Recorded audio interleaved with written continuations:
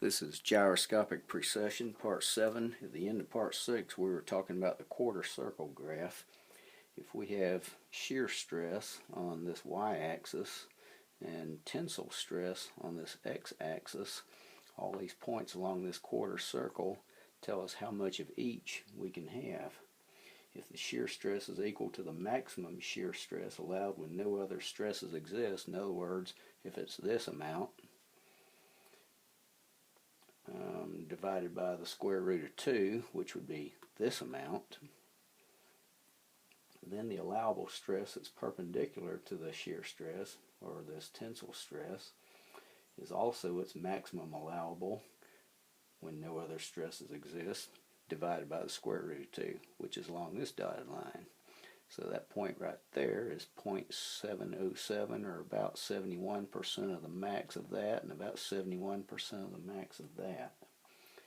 When we see that our material is elongated in two directions, we can see that the resultant elongation is like the hypotenuse of a triangle. So here's elongation in one direction, here's elongation in the other direction, and the resultant elongation, it's more than either one of those. It's not as much as both those added together, but it's more than each, just like the hypotenuse of a triangle. Okay, the legs of which are represented by the perpendicular elongations. In other words, the square of the fraction of one stress divided by its allowable one-dimension only stress plus the square of the fraction of the other perpendicular stress divided by its one-dimension only stress must be less than or equal to 1. Here's an example.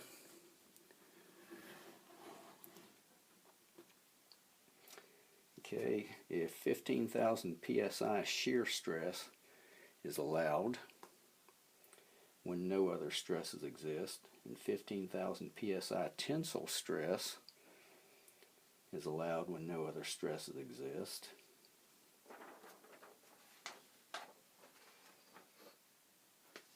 how much tensile stress is allowed if 13,000 psi shear stress is present? In other words, here's our shear. Ooh, that was on the other page.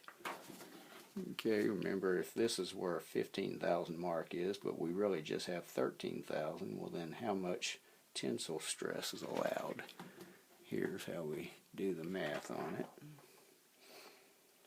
Okay, so we have 13,000 psi divided by 15,000 psi. That's what we have. That's the maximum we're allowed if we have no other stress. So that over that, all that's squared, plus our allowable tensile stress in this particular case, divided by the maximum tensile stress in this particular case, all that in parentheses squared, equals 1. So if we add that to both sides of this equation, we have that, which is this, equals that.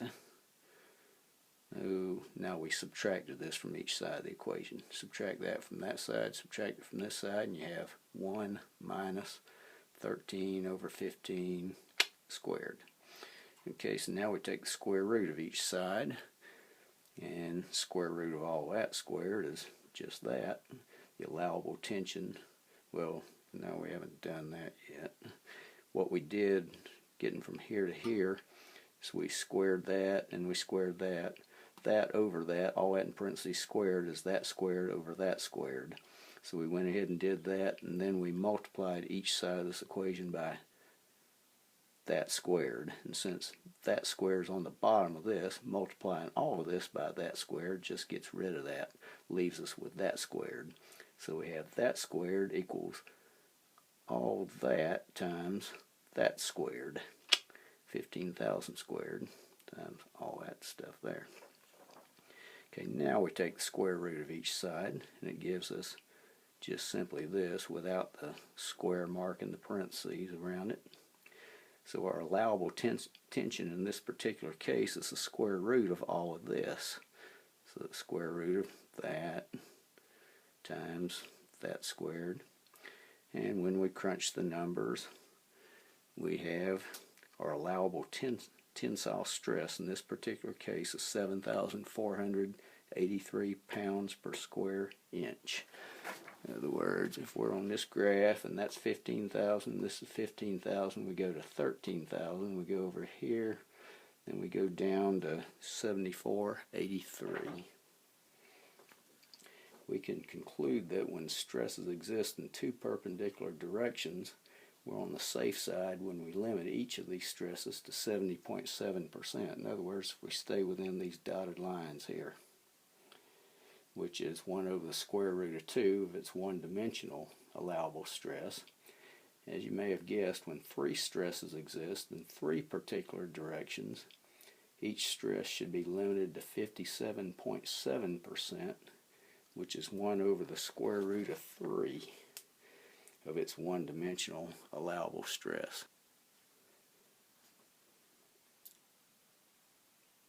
This makes sense when you think about material being elongated in three perpendicular directions.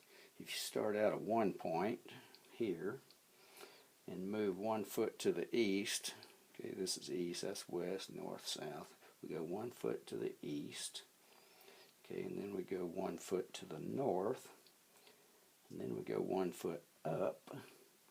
Well, that means the distance between our final point and our starting point is equal to the square root of 3, or 1.732.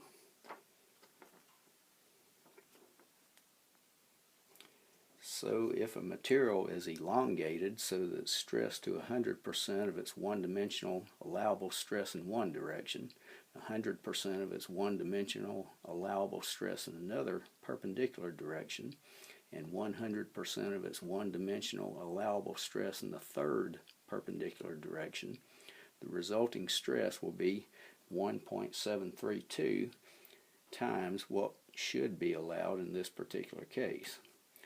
Now that we know all about designing propeller shafts, let's figure out if mine will stay in one piece. Remember that 3/4 inch shaft on the steel stork back in part 5 or 6 of gyroscopic precession? The gyroscopic torque of a rotating propeller results in a bending moment in the propeller shaft. Here's a drawing, here's a propeller, there's the propeller shaft. The propeller shaft is torqued because the engine is driving the propeller, but the gyroscopic torque is resisted by a bending moment in the shaft. Okay, we're talking about two different kinds of torques. The engine driving the propeller, if this axis stays pointed in the same direction, you've got the torsion on the propeller shaft simply because the engine is driving the propeller. But when you get to playing with the controls, you nose it over one way or the other, or pull the yoke and make it go up and down, you're changing the axis. Now we're talking about gyroscopic torque. Okay, the gyroscopic torque of a rotating propeller results in a bending moment in the propeller shaft. The propeller shaft is torqued because the engine is driving the propeller, but the gyroscopic torque is resisted by a bending moment in the shaft. Thus, the shaft is both torqued and bent. According to our earlier calculations, the 3/4 inch shaft is subjected to 45.4 foot-pounds of bending moment, where the shaft intersects with a plane of rotation, which would be right along this dotted line, halfway between the front and the back of the propeller. Let's assume that this bending moment exists at the propeller end of the shaft, which would be right there. Okay, this is a conservative assumption because the bending moment in the shaft decreases as distance from the propeller increases. The further away you get from here, the less force the bearings are pressing on here, but that force times that distance equals the gyroscopic torque that is causing this propeller to change its plane of rotation.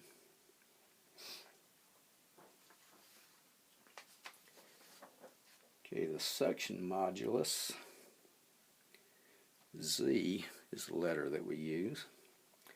For a solid round shaft, we had this in a previous lesson. Remember that? The rectangular cross-section was base times height squared over 6. But a round cross-section, suction modulus of something like this ink pen, well, it's close to round, or a toothpick, or a log, or a bolt, is section modulus equals pi times diameter cubed over 32. It's a little less than BH squared over 6 if B and H are both equal to D. But then you would expect that because a round cross-section isn't going to withstand as great a load as a square cross-section that encompasses that same round cross-section. Okay, it was determined earlier that the bending moment in the propeller shaft that results from gyroscopic torque is 45.4 foot-pounds. Okay, and our formula shows the relationship of stress and bending moment, and section modulus is, okay, there's our 3/4 inch shaft. That was our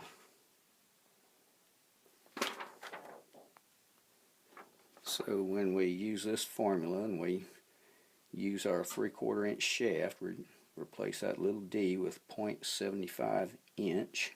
We have this formula, pi over 32 times 0.75 inches cubed.